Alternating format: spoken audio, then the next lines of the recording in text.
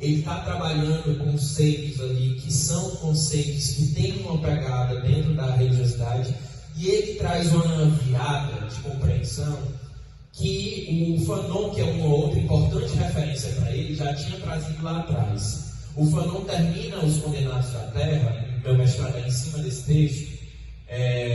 O Fanon termina Os Condenados da Terra. Primeiro, o Fanon diz uma coisa muito interessante, que ele brinca com as palavras quando ele está estudando ali a condição da Argélia, que é quem ele está descrevendo, tendo como referência para pensar o mundo no livro Os Condenados da Terra. Ele brinca com essa ideia de quem é o indígena, quem é o negro.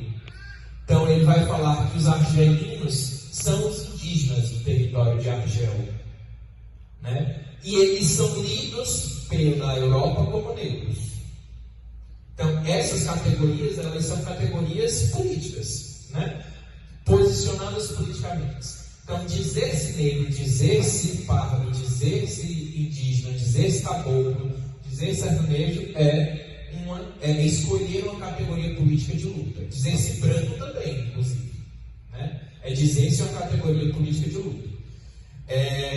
E quando o Fanon está desenvolvendo esse texto, ele vai terminar a ideia central dizendo o seguinte: é preciso que a gente pense uma nova humanidade, que a gente crie uma nova humanidade, que a gente forge uma nova humanidade.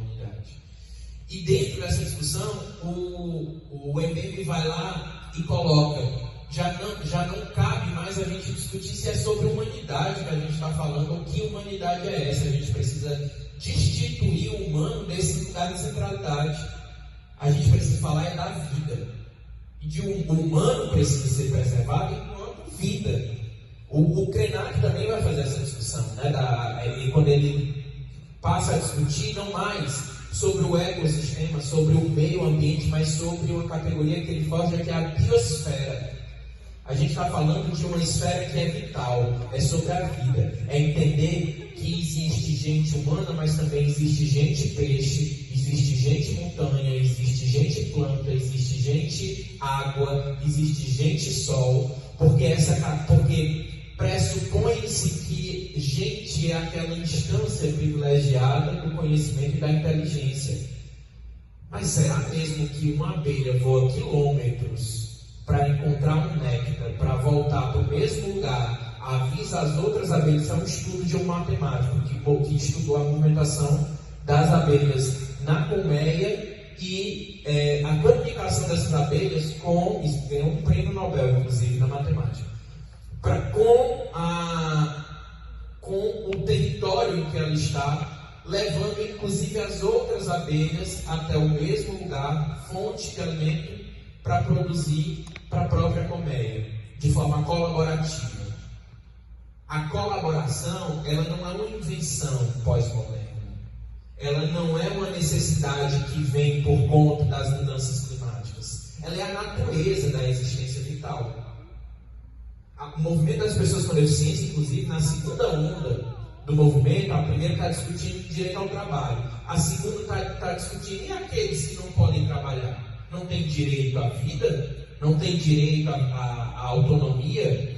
E quando está sendo discutido isso, uma das questões centrais, que é desenvolvida inclusive por mulheres negras norte-americanas, que eram essas que cuidavam daqueles que não tinham condições ao trabalho, né, condições vitais para o trabalho, como categoria que é capitalista, neoliberal, elas estavam colocando a questão. Então, se eles não podem trabalhar, eles não têm direito à vida.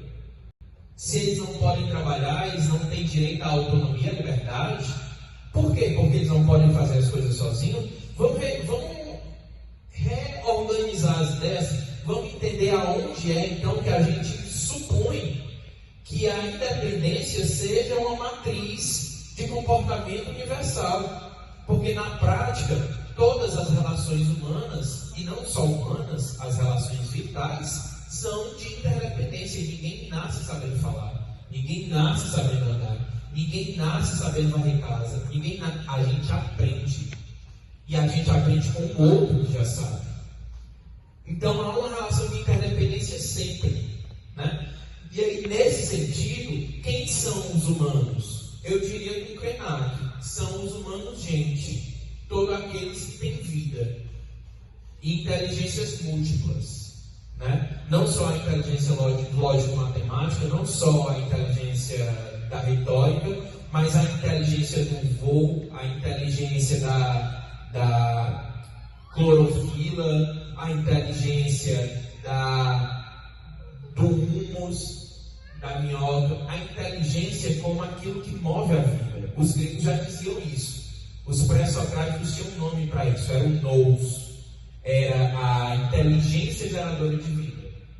Né? Finalizo aqui, agradecendo imensamente pelo espaço, pelo convite e me dispondo